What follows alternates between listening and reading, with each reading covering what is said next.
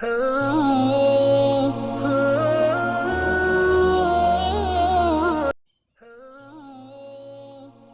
شخص میں ہرگز دلچسپی نہ لو جو تم سے دوری اختیار کرتا ہو۔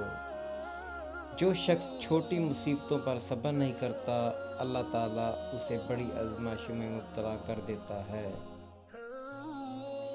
دنیا کو جیتنا چاہتے ہو تو آواز میں نرمی پیدا کرو۔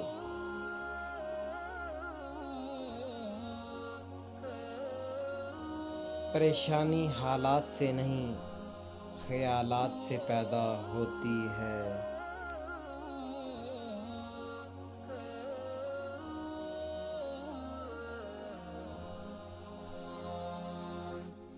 کبھی بھی کسی ایسے شخص پر اعتماد مت کرو جو اپنے خلوص کی قسم کھاتا ہو۔